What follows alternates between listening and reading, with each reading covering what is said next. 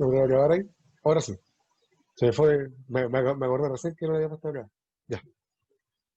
Bueno, a repetir la idea. Igual como estaba haciendo todo el inicio, como les decía, la idea de esta de comerse el corazón pasa especialmente en poder adquirir los valores que tiene esa otra persona, las cosas buenas, y así se traspasen a mí. Y eso es lo que hace en este caso Lautaro. Lautaro mata a Pedro de Valdivia y después finalmente termina comiéndose, obviamente le raja la parte del pecho donde está el corazón, con un cuchillo indígena que era hecho de piedra, saca el corazón, se alimenta de él, para de esa forma poder adquirir dichos valores de Pedro de Valdivia. Modelos de relación en la frontera. Esto es muy importante destacar, que es posible distinguir tres formas en que los españoles llevan adelante el conflicto con el caso con el pueblo mapuche. Y se destacan estos tres puntos. Las llamadas guerra ofensiva, la guerra defensiva y los parlamentos o relaciones pacíficas. En caso, si te tomas cuenta, especialmente con los españoles, número cerrado de 1600 a 1800, dejémoslo 1820, porque la independencia se consigue en 1818. Es decir, estuvimos 220 años, en este caso conflicto de indígenas, especialmente mapuches, araucanos, con los españoles. Pero no van a ser 200 años de estén peleando todos los días en guerra, porque piensen, tomen en cuenta que se terminan muriendo en la guerra mucha gente. Por ende, si estamos 220 años peleando, no va a haber nadie más para pelear a los 2 años. Por eso, de esta forma, van a haber guerra ofensiva, donde van a ser los conflictos directos, donde van a chocar las más fuerzas, en este caso los araucanos con los españoles, y van a combatir. Las guerras defensivas, que son las guerras donde se encargan de generar la seguridad para el lugar donde están viviendo, ante posible ataque de los otros. Y finalmente los parlamentos o relaciones pacíficas que van a llevar a nombrar lugares donde se van a generar, digamos, relaciones comerciales entre españoles e indígenas. Por ende, no va a ser un conflicto bélico por 220 años, sino especialmente van a haber diferentes periodos de guerra y periodos de paz. De esa forma, que hay que destacar dos conceptos que son muy importantes para entender qué es lo que ocurre. Porque estos conceptos son los especiales para generar el mestizaje. Por un lado, existen los malones. Los malones son incursiones que nuevos mapuches hacían en tierras hispanas para robar ganado y mujeres. Y los españoles contestaban con las malocas, que son las incursiones que hacían los españoles hacia las tierras mapuches para robar ganado y mujeres. Entonces, lo que hay que destacar es lo mismo, pero los malones son cuando es de mapuche a español. Y las malocas es cuando es de español a mapuche. ¿Por qué hay que destacar esto? Porque en este caso se van a generar la mayor, puedo decirlo, el mayor incremento de embarazos de mujeres para poder generar, en caso de después del embarazo viene el nacimiento de los niños, y estos niños van a ser mestizos. Y acá, con lo que son los malones y las malocas, se genera gran parte el mestizaje en Chile. ¿Alguna duda con eso?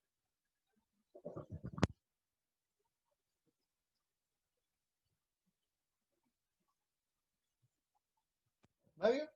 ¿Dudas? ¿Nadie? Entonces, recuerden, los dos conceptos. Malones, que es cuando los mapuches van a atacar a los españoles, van a atacar los territorios. Esto especialmente van a ocurrir,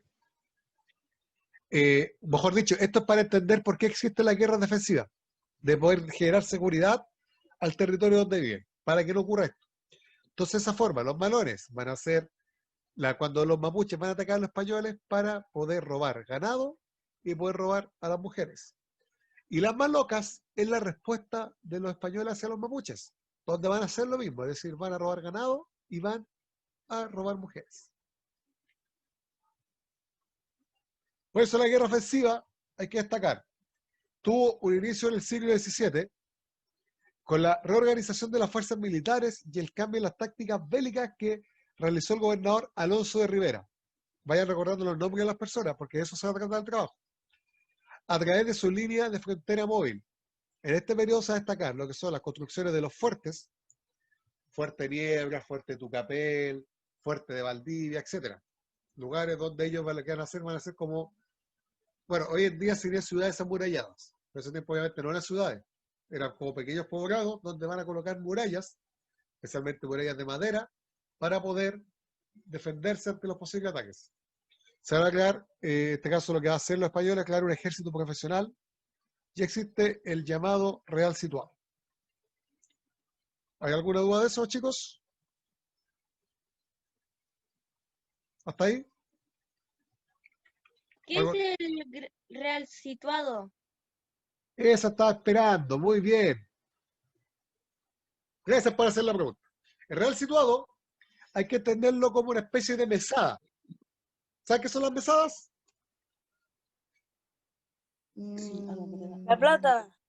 Cuando, por ejemplo, obviamente la mesada corresponde a la entrega de El dinero dinero al que nos mes. dan mes a mes.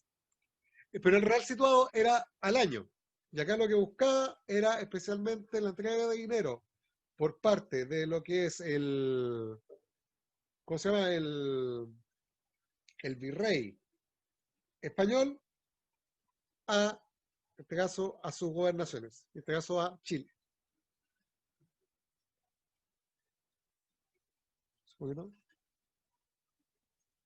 Si quiere lo puede anotar, Ian, o en este caso si lo puede recordar, porque, como digo, más que nada estos son conceptos. Lo que hay que destacar acá, lo que es el Malones, Malocas y Real Situado. Digamos, es como la entrega de dinero anual que hacía el virrey. Obviamente esto fue a través de una exigencia que se les pidió, porque si estamos generando que exista un ejército profesional, si tenemos que amurallar nuestras ciudades, necesitamos dinero. Por ende, se le pide al virrey que haga esta entrega de dinero para los, en este caso para los gobernadores, en este caso era Alonso de Rivera, y poder generar todos estos cambios.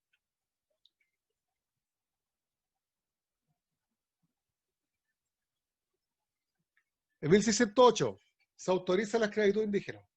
Acá tenemos un primer cambio.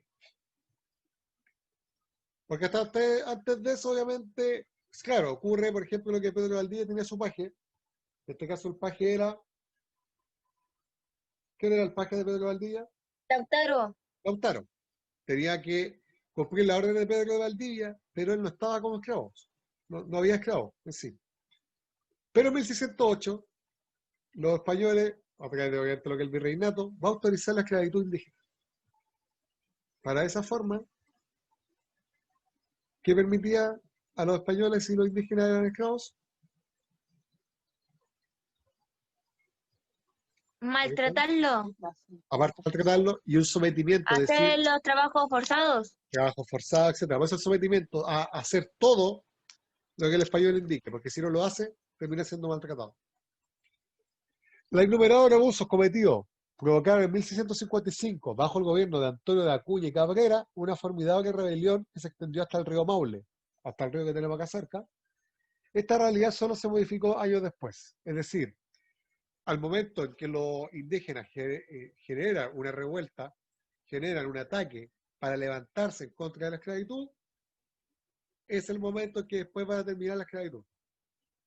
¿Les parece eso algo parecido a cosas que están ocurriendo hoy en día?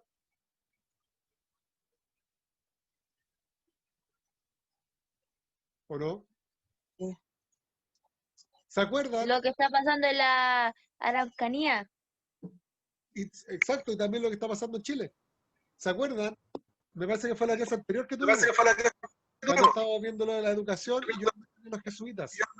Y les contaba que los jesuitas, aparte obviamente de generar el tema de los predios, porque digamos, la Iglesia Católica a través de sus congregaciones fueron los mayores dueños de territorio en el país, en ese periodo, los jesuitas también empezaron a generar técnicas de cultivo donde se educaba a la gente, y también ellos colocaban escuelas donde se educaba a la gente. ¿Y se acuerdan que yo les dije qué pasaba cuando la gente se empieza a educar? que eso a quien tiene poder no le va a Empieza gustar. a abrirse a otro mundo.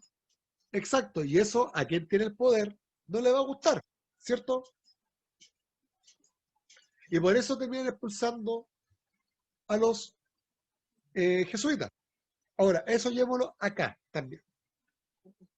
Obviamente los indígenas no tenían contacto con los jesuitas, pero si lo llamamos lo que es la actualidad, si la gente se educa para el poderoso, pero al momento en que la gente se empieza a educar, hoy en día es mucho más fácil porque hoy en día tenemos las redes sociales, por ende nosotros a través de las redes sociales podemos acceder a noticias que por ejemplo en la televisión no la están dando. Si nos vamos a lo que es la actualidad, por ejemplo en la actualidad en Chile, si lo llaman lo que a nivel presidencial, se está dando el caso, yo creo que Del sí 10%. aparte de lo del 10%, hay algo mucho más atrás, porque sí, claro, está lo del 10%, que ayer el gobierno pasó al Tribunal El estallido Constitucional. social. Sí, pero vamos al 10%, que es el tema que está pasando en la semana, para explicarle. Pero el tema va más atrás. ¿Por qué? Porque el 10% lo que sabemos hoy en día, lo que pasó ayer, fue que el gobierno está en contra y lo llevó al Tribunal Constitucional para que no se entregue ese 10%. Y la gente va a salir. Pero en la semana hay una aplicación que es a través de celulares y que obviamente está por internet, que se llama Felices y Forrados. Que Felices y Forrados es una especie de institución que le dice a la gente... Es uno de los ministros. No, en este caso Felices y Forrados no. Pero el ministro sí está en contra del tema del 10%, el ministro Cocanes. Y sí ha hablado en contra de Felices y Forrados. Pero el tema, ¿dónde va? Va a que Felices Forrados está, digamos, como una institución que se encarga de decirle a la gente cuando, por ejemplo, la gente que está en la AFP, que hay diferentes fondos de la ALE, y por ejemplo el fondo A va a caer, Felices Forrados días antes le dice a la gente a través de esta aplicación que se cambien a tal fondo para que no vean esa pérdida. Entonces, por ejemplo, de repente están ellos en el fondo E, el fondo como más conservador, donde menos dinero se pierde, y al momento que hay una alza de nuevo, donde la gente puede ganar dinero en la FP, Felices y Forrado le dice a la gente que se cambie al fondo A, que es el que genera más ganancia, y la gente se cambia y así va ganando más dinero. Y el gobierno está en contra de esto. Y hace poco, yo no sé si sus padres, ustedes vieron las noticias, que salió el caso de Gino Lorenzini. Que Gino Lorenzini es el que está a cargo de Felices Forrados. Y Gino Lorenzini, ahora salió el caso en la televisión, y salió, por ejemplo, el Canal 13, en el Mega, si no me equivoco, y en CNN, y en la radio Bio Bio, que Gino Lorenzini tiene acciones en la AFP. Las mismas que él ataca, él tiene acciones. Y trataron mal a Gino Lorenzini. Pero nadie sabe por qué. Y eso se lo entrega a las redes sociales. Por ejemplo, si uno entrega a las redes sociales y ve las noticias, puede ver en los comentarios toda la gente hablando a favor de Gino Lorenzini. ¿Por qué? Porque Gino Lorenzini, dentro de la página de Felices y Forrado, él siempre ha dicho que él tiene acciones en la AFP. ¿Y por qué tiene las acciones? Porque de esa forma él puede saber cuándo hay que hacer los cambios de fondo. Y las acciones que tiene, por ejemplo, él es 1% de un 100%, es decir, no tiene nada. Pero sí, con eso tiene acceso a la información. Pero ¿por qué esta semana el gobierno atacó a Gino Lorenzini y salió en las noticias? Porque Gino Lorenzini dio a conocer que el presidente Piñera, Hábitat. exacto, ahí nombraron Habitat, tiene a través una empresa con su hijo que se llama Moneda Assets, y con eso lograron la compra de AFP Habitat.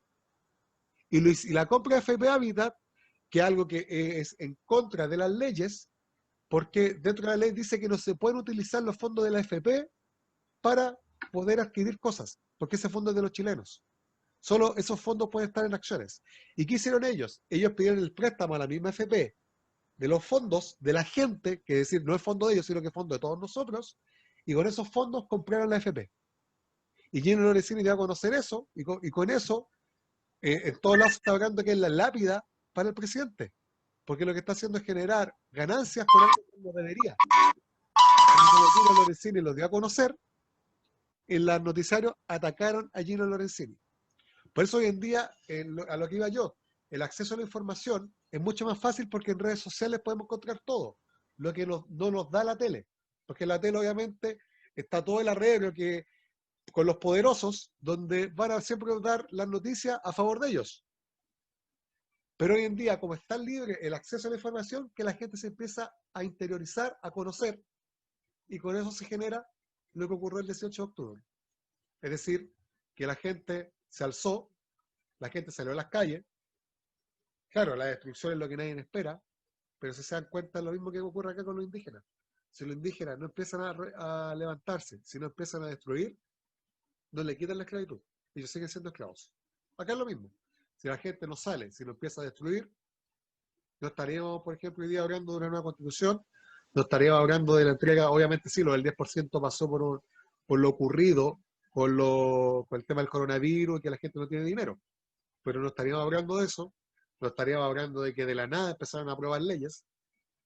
Y eso es porque al final todos los cambios, que para poder lograr un cambio, tiene que haber, digamos, la pérdida de algo. Tiene que ser, digamos, de forma ofensiva. Y acá lo que ocurre con los indígenas, en lo que es el contenido que estamos viendo es lo mismo. Si los indígenas no se levantan, no empiezan a destruir las construcciones que tenían los españoles no quitan la esclavitud. Ellos hubiesen seguido siendo esclavos. Porque, por ejemplo, acá en Chile, al momento que se acaba la esclavitud, va a ser cuando José Miguel Carrera se tome el poder y genere esta constitución, digamos, media falsa, porque fue constitución a escondidas, ya que todavía seguíamos por parte de los españoles, y él dentro de esa constitución coloca que se abolía la esclavitud, que éramos todos libres, y eso viene a ocurrir recién en 1811. Es decir, tomen en cuenta, en 1608 lo hacen esclavos a los indígenas.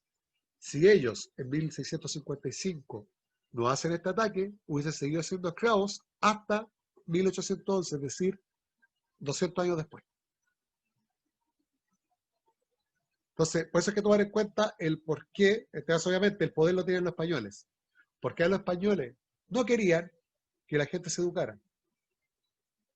Para no generar esto, obviamente lo que ocurre acá con los indígenas no pasa por educación, pero sí pasa, porque en este caso porque ven una violación a sus derechos. En este caso el derecho a la libertad. ¿Hay alguna duda hasta ahora, chicos?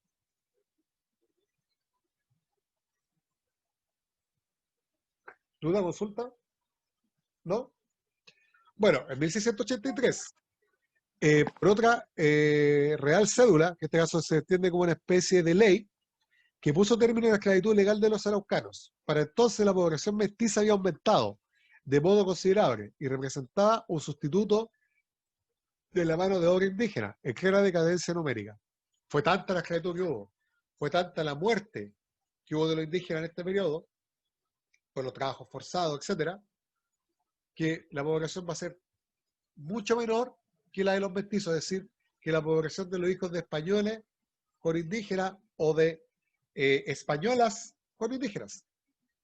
Entonces, acá van a encontrar otra mano de obra, porque recuerden que los mestizos tampoco van a poder llegar a tener un gran cargo dentro de esta pirámide social de la época.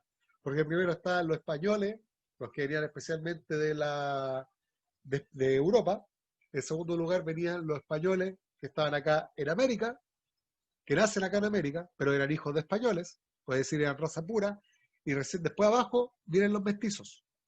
Por ende, los mestizos no van a tener un cargo, digamos, administrativo elevado, ni siquiera pueden acceder a cargo administrativo.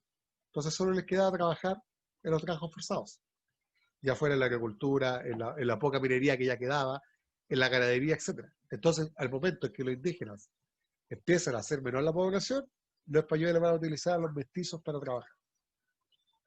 Después tenemos el periodo de la guerra defensiva, que acá, obviamente, en esta guerra defensiva es una incomprensión de estas políticas por parte de los indígenas.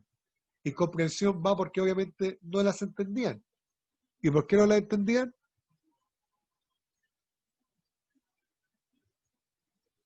Porque no estaban educados. Pero aparte de eso, es más simple. Y la simpleza es que está. Antes de esto, antes de que en este caso llegaran los españoles y colocaran leyes, colocaran reglas, ¿los indígenas tenían reglas o tenían leyes? Eran libres. Eran libres. Eran libres, no tenían leyes, no tenían reglas. Entonces, si alguien le viene a colocar políticas, en este caso a través de leyes, no las van a entender. porque nunca la estudiaron. Entonces, claro, le colocaban ciertas reglas, por ejemplo, colocarle a alguien que todos los días cruza la calle, decirle tú, de hoy día no cruza la calle, va a seguir cruzándola porque siempre la ha cruzado. Entonces, de esa forma, ellos van a seguir haciendo las cosas que los españoles no les permitían. En este periodo también se da la necesidad de la mano de obra. Obviamente, con la disminución de los indígenas, necesitan tener gente. Por otro lado, si los indígenas son libres, nunca se van a dejar, digamos, ser mandados por los españoles, va a terminar buscando la mano de obra a través de la esclavitud. Y por eso se necesita, obviamente por parte de los españoles, que haya esclavitud, para así poder tener gente que les trabaje. Y en este periodo, en la guerra defensiva, se dio algo que vimos, y que es la evangelización. Cuando en este caso, por parte de los españoles, van a venir todas estas congregaciones, los curitas, etcétera, y van a empezar a enseñar la palabra de Dios a los indígenas. Indígenas que eran politeístas, y le están enseñando ahora una religión monoteísta, es decir, de un solo Dios. Se suspende la supresión, la eliminación del servicio personal de la encomienda. La encomienda es donde, digamos, estos contratos que hay entre español e indígena, obviamente contrato entre comillas con los indígenas, pero donde... ¿qué está diciendo Johan? Sí, no se preocupa Johan, no es inconveniente en caso que haya vuelto después. Donde estos contratos obviamente se les daba lo que es la educación religiosa, en caso que es lo que corresponde a la evangelización,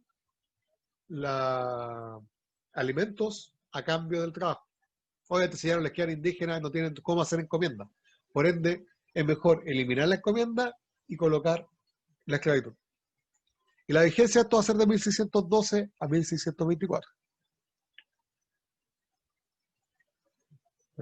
Seguimos. Y el sistema de parlamento, que esto, para entenderlo, las llamadas parlas o parlamentos van a ser simplemente las reuniones en los periodos cuando hay paz, reuniones entre españoles e indígenas, donde se van a generar especialmente los intercambios comerciales a través del sistema de trueque.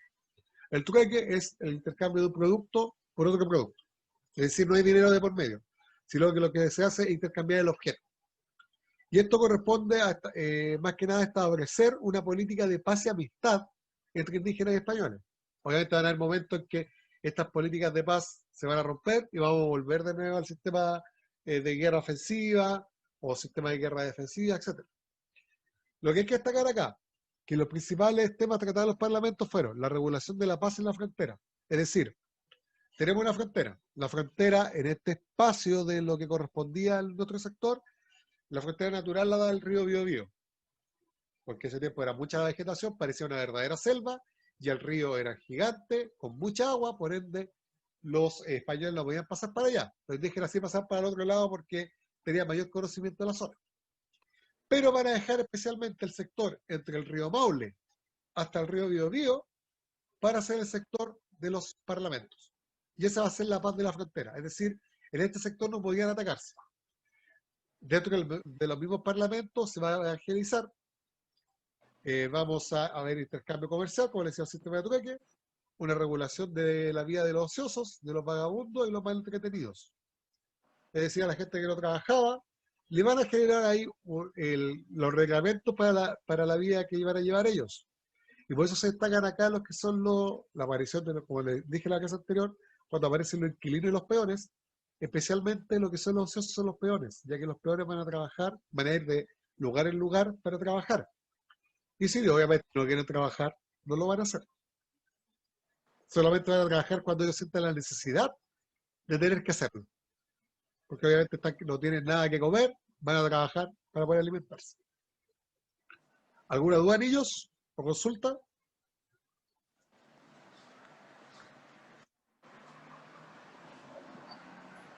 ¿Duda o consulta? Entonces les voy a explicar la actividad, lo que tienen que hacer. Lo que hay que hacer ahora, correspondiente a la actividad, es, les mencioné diferentes personajes. Obviamente lo que corresponde a la guerra de Arauco es de 1598. Por ende, lo que es Caupolicán, Pedro de Valdivia, Lautaro, no entrarían. Pero sí voy a tomarlos en cuenta. Porque puedo decir que esto es los antecedentes para generar la guerra de Arauco en sí. Por ende, ustedes lo que van a hacer es generar una ficha donde tienen que colocar, por ejemplo, que parte, buscar información, colocar parte de la vida del personaje que van a tomar, y digamos como las grandes hazañas que tuvo, es decir, los hechos importantes que él realizó en este periodo. Por ejemplo, algunos nombres, ahí ustedes pueden elegir el nombre. Yo les mencioné algunos en lo que corresponde a la clase de PowerPoint, pero por ejemplo, algunos nombres, porque si les interesa alguno, lo pueden anotar. Están Pedro de Valdivia, tenemos a Michi Malonco. Michi Malonco fue quien realizó el levantamiento de los indígenas en Santiago, porque habían tomado de esclavos a algunos indígenas, y él va a asediar Santiago en el sector de la Plaza de Armas para poder conseguir la liberación de estos indígenas.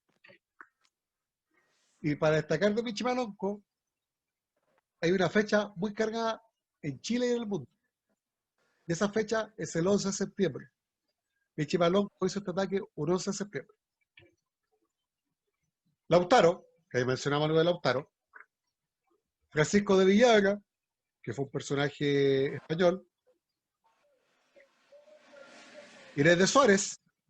Inés de Suárez era una mujer que vino en la tripulación de Pedro de Valdivia, que tenía su familia. Pedro de Valdivia también tenía su familia, pero Inés de Suárez se terminó convirtiendo en la amante de Pedro de Valdivia. Tuvo un amorío con Pedro de Valdivia acá en Chile. Inés de Suárez, aparte de eso, se hace conocida porque al momento en que Michi Malonco ataca a Santiago, Pedro de Valdivia se encontraba en Coquimbo. E Inés de Suárez lo que termina haciendo es, para tratar de detener este avance de Michi Malonco, es tomar a los indígenas que habían tomado como esclavos, que habían tomado detenidos, y les corta la cabeza y hace rodar las cabezas por la Plaza de Armas para hacer que Michi Malonco se fuera. Era una mujer de armas tomar, Inés de Suárez. Otro personaje, Luis de Valdivia, también español, especialmente Luis de Valdivia tiene un tema religioso por medio, si lo pueden averiguar. Alonso de Rivera, también personaje español. Caupolicán, que también les comenté algo. Galvarino, que también les comenté algo. Colo Colo, que el nombre del equipo de fútbol corresponde a este personaje indígena. Martín García Oñez de Loyola. El mestizo Alejo, que el mestizo Alejo, digamos que ocurre algo muy parecido con Lautaro, pero la diferencia es que está. ¿Qué dice su nombre? ¿Qué mestizo? Que él es mestizo, por ende, él tenía sangre tanto española como indígena, y va a ser algo muy parecido a lo que ocurre con Lautaro. Y otro personaje, por ejemplo, que se menciona muy poco, porque, digamos, no juega un rol importante, pero sí hay que destacar algo de él, que es Francisco Núñez de Pineda. Recuérdenlo, Francisco Núñez de Pineda, que era un religioso que iba a ser tomado, digamos, preso, detenido por los indígenas. Y él va a escribir un libro en el periodo que va a estar preso, obviamente después que lo liberan, ya que los españoles intentaron lograr la liberación. Si no, me parece, mal no recuerdo, fueron como 8 meses en los que estuvo detenido. Y él va a escribir un libro, y el libro se llama Cautiverio Feliz. Las personas que están en cautiverio son personas que están retenidas en un lugar que no quieren estar, pero él a su libro le coloca Cautiverio Feliz. Es decir, él estaba retenido, no podía salir de ahí, estaba preso, pero él va a relatar todo lo que va a vivir ahí y lo va a relatar como algo bueno. Ese es otro de los personajes que hay. Entonces, ¿qué es la idea? Ustedes tienen que colocar una pequeña biografía del personaje que ustedes elijan, si les queda la duda de qué personaje ser, si se lo olvidan, solamente coloquen en Google el personaje de la Guerra de Arauco. Usted lo eligen, el personaje que quieren tomar, hace una pequeña biografía y después colocan digamos, los elementos a destacar que realizó, algunos hechos importantes que realizó ese personaje. Y eso es lo que tienen que enviar el próximo viernes. Es decir, el viernes, la fecha sería 4. el viernes 4 de diciembre. 4. Viernes 4 de diciembre. Y esa va a ser la última nota. Vamos a hacer un trabajo más ¿Tiene práctico. una ficha algo así? ¿Qué? ¿Qué? Exacto, algo así. Pues lo que pueden hacer, por ejemplo, pueden hacerlo en una hoja de esta tamaño carta, en una cartulina, como ustedes quieran. Pueden colocar la imagen, colocan obviamente como título el nombre Esa del también imagen. personaje, Allá, pues, ahí abajo. una imagen del personaje, una pequeña biografía, es decir, dónde nació, etcétera. ¿Dónde? Y abajo los hechos importantes. Al viernes 4. Pero mi mamá va a querer que la haga el tiro. Ah. Mañana que la digo. Ahí ustedes pueden ver cuándo la hacen, tienen 2 semanas para hacerlo. Por eso, en el retiro de las hojas de hoy, no, en este caso de las actividades, no iban páginas del libro, porque vamos a hacer un trabajo práctico. ¿Alguna duda, niños? ¿La consulta? No. Entonces Gracias, profe. nos estaríamos viendo en la última clase, que corresponde al lunes 30, si no me equivoco. Lunes 30 sería la última clase. Y ahí ya estaríamos después viendo la actividad y yo entregaría las notas finales. Así que, bueno, niños, nos estamos viendo. Si no hay alguna duda, consulta que hacer. Ian, es como una especie Tío, de... ¿Sí, diga? ¿va a hacer alguna reunión para avisar cuando salga matrícula? ¿O algo así? Sí, nosotros tienen que avisar ahora, yo creo que mañana, porque están viendo el tema de la fecha en la semana pasada, en la reunión de profesores, están viendo el tema de la fecha de la semana pasada, así que mañana nos toca nuevamente reunión, y ahí yo creo que ya se estaría confirmando bien el tema de las matrículas. Y ahí ya generaríamos la reunión, yo creo que a lo mejor la reunión la podríamos hacer, si me lo dan mañana, en la semana, o la próxima semana y veo fecha con sus padres y madres. El martes. El Elías está como astronauta ahí. No sé, no lo veo. Así que, eso, si hay alguna duda, consulta, o si no, cualquier duda, consulta, la hacen a través del WhatsApp. ¿Ok? Bueno, muchas gracias, niños, se cuidan. Que estén bien. Lo estamos viendo. Lo que dijo Ian. Gracias, Es una profesor. ficha. Chao. Chao. Es una ficha, Ian. Es más que nada, como le decía, es colocar el nombre del personaje, la imagen, en este caso puede ser una imagen de quién es el personaje, la biografía, y abajo los hechos más importantes que hizo ese personaje.